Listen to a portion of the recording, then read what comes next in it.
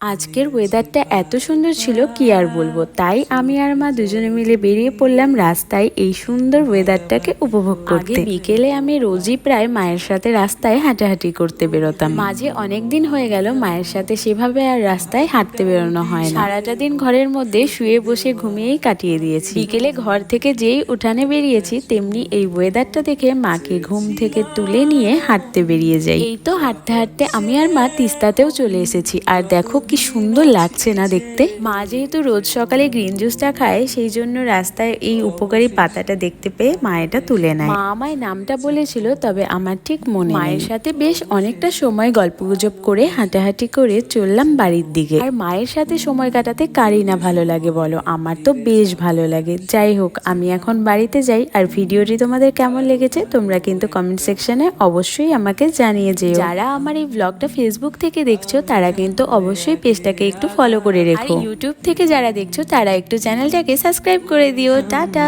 By.